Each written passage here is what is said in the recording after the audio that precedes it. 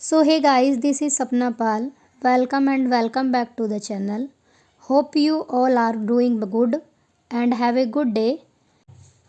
Friends, आप लोगों को पता है कि बीपीएससी की तरफ से सप्लीमेंट्री रिज़ल्ट पर रोक लगा दी गई है और उनका कहना है कि वो अब सप्लीमेंट्री रिज़ल्ट नहीं देंगे बल्कि एक फ़्रेश वैकेंसी देंगे जो बीपीएससी ट्री 3.0 के लिए होगी। और उनका ये भी कहना है आयोग का कि ये जो हम एग्ज़ाम है बीपीएससी ट्री 3.0 का, इसका जो पूरा कार्यक्रम है हम ये चुनाव संहिता से पहले पहले ही हम लोग ये कर देंगे और सारा काम कर देंगे। और ये बीपीएससी है, ये कर सकता है क्योंकि इन्होंने अब से पहले भी ऐसा किया है। 1 मंथ के अंदर इन्होंने एग्ज़ाम कंडक्ट कराया है, तो ये अब की बार भी एग्ज़ाम कंडक्ट कराकर और ये मई से पहले पहले नियुक्ति पत्र भी दे देंगे। ये कर सकते हैं ऐसा। तो फ्रेंड्स, आप लोग अपनी तैयारी को अच्छे से लगातार कंटिन्यू करके रखिए और जिसको भी नहीं पता है उसको प्लीज़ एक दूसरे के थ्रू शेयर कर दीजिए ताकि सभी इस चीज़ के बारे में अवेयर हो जाएं कि हाँ, एग्ज़ाम हमारे नज़दीक ही है।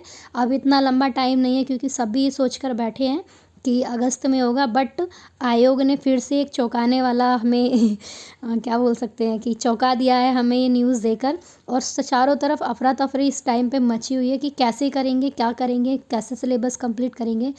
फ्रेंड्स, मैं तो आप लोगों को यही सजेस्ट करूँगी जिन्होंने T1 और 2 दोनों के लिए अप्लाई किया था, तो वो फ्रेंड्स अपने जो नोट्स हैं उन्हीं को ही सेल्फ स्टडी के द्वारा कवर कर लीजिए। बाकी अदर कुछ नया करने की ज़रूरत नहीं है। और जिस पॉइंट को आपको लगता है कि ये पोर्शन मेरा वीक है, आप उसी पोर्शन को ही देखिए, कवर करिए। बाकी आप अदर कुछ मत छेड़िए क्योंकि अभी कुछ नहीं हो पाएगा। और हाँ, आप करंट अफेयर्स आप ज़रूर कर लीजिए क्योंकि सितंबर से और फ़ेब तक के करंट अफेयर्स में से कुछ भी वो पूछ सकता है, तो आप इतना ये कर लीजिए। और मैथ और रीजनिंग तो नॉर्मली आप लोग कर सकते हैं। और रही जीके जीएस वाला पोर्शन में, तो आप पीवाईक्यूज़ देख लीजिए, उससे बेटर और कुछ नहीं होगा। और आप चाहें तो मैं आपको सजेस्ट करती हूँ रुक्मणी की आप प्रैक्टिस सेट लगा लीजिए, और इससे अच्छा और बेटर मैं तो आप लोगों को यही सजेस्ट करूँगी कि आप अपना सेल्फ स्टडी करो तो आप अच्छे से कर पाओगे। और अभी आई हूँ फ्रेंड्स मैं किचन में, खाना बना लेती हूँ अपना फटाफट से। सब्जी मेरी है, मेरे को सब्जी नहीं बनानी, सिर्फ रोटी सेकनी थी, तो मैं वो कर लेती हूँ। और इसके बाद सारा काम करने के बाद ही फिर से मैं स्टडी करने बैठूँगी। और मैं इधर आ गई हूँ अपना सारा काम करने के बाद, नहा धो के आई हूँ मैं अभी। और अभी मैं पढ़ूँगी अपना हिस्ट्री। और हिस्ट्री में भी मैं आज कुछ चीज़ें हैं जो मेरे को थी, मैं वो सारी चीज़ें पढ़ूँगी इसमें। 1905 के बाद का सारा मैं पढ़ना है मेरे को, 1905 में। और कुछ चीज़ें हैं मैं जो यूट्यूब से भी देखूँगी। और यूट्यूब में क्योंकि इसमें बहुत, आप लोगों को पहले मैंने बताया था कि इसमें एक स्टोरी टाइप दिया हुआ है, तो फिर भी मैं इसमें से मेन पॉइंट उन्हें ही लिखूँगी। और इसके साथ ही मैं यूट्यूब चैनल है हिस्ट्री विद रोहित सर, मैं आप लोगों को सजेस्ट करूँगी कि आप लोग उस पर जाकर अपना हिस्ट्री की क्लासेस ले सकते हो।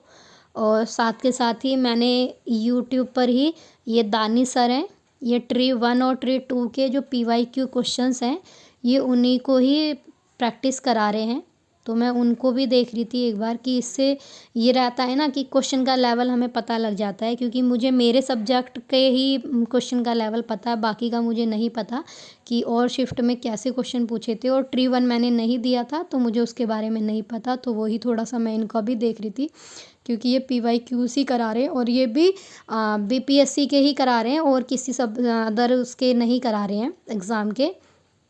तो इससे आपको एक आइडिया हो जाएगा किस तरह के क्वेश्चंस हैं। और अभी हो गया था शाम का टाइम और ये मेरा है, अभी मैंने इसको आज एक मतलब रूटीन बनाया था, टारगेट। तो मैंने एक दिन में एक चीज़ को कंप्लीट करने का टारगेट लिया था, तो मैंने अरस्तू और प्लेटो मैंने पहले ही कंप्लीट कर लिए थे और आज मेरे को मैकियावली को कंप्लीट करना था। तो आज मैंने मैकियावली का सारा लिया है और मैकियावली के बारे में भी मैंने पहले भी पढ़ा था, और बट मैंने बुक से नहीं पढ़ा था पिछली बार, मैंने सिर्फ ऐसे ही पढ़ लिया था। और अब की बार मैं इस बुक से पढ़ रही हूँ, देखती हूँ कितना होगा। और अभी मैंने इसमें देखा था कि मैकियावली की जो पुस्तक है वो कौन सी है, तो इसने अपनी द प्रिंस पुस्तक लिखी थी और ये कहाँ रहते हैं, इसकी विचारों की विशेषता क्या थी, और इसमें इन्होंने किस चीज़ का वो दिया है विचार, तो ये सारी चीज़ें मैंने इसको देखा है। और इसमें कुछ क्वेश्चंस भी थे जो उन्होंने बोला था कि धर्म और राजनीति का स्पष्ट विभाजन किसने किया है, तो ये सारे क्वेश्चंस मैंने इसमें देखे थे। और इसकी पुस्तक है द डिस्कोर्सेज और द प्रिंस है इसके अंदर, और इनका और भी काफ़ी कुछ है, तो मैंने वही देखा था। इसमें इन्होंने राज्य के बारे में कैसा बताया है और इन्होंने शक्ति के बारे में अपने क्या विचार दिए, शासन पद्धति इनकी कैसी थी, तो मैंने इनका सारा कुछ देखा है। और इसमें कुछ मैं साथ साथ ना मैं नोट्स नहीं बना रही हूँ, मैं बुक्स में ही अंडरलाइन कर रही हूँ, मेन पॉइंट्स जो है मैं उसी को ही देख रही हूँ। और फ्रेंड्स, मैं आप लोगों को बता दूँ कि जो बीपीएससी ट्री था उसमें जो ये इंडिया थिंकर्स का जो पैटर्न है पार्ट है वो ज़्यादा नहीं पूछा था, और उसके मुश्किल से 5 या 7 क्वेश्चंस आए थे। और इसमें ज़्यादा पूछा था इंटरनेशनल रिलेशन का और इंडियन पॉलिटी का। तो मेरी जो इंटरनेशनल रिलेशन है उसको थोड़ा वीक रह गया था वो वाला पोर्शन, तो मैं ज़्यादातर उसी को ही करूँगी।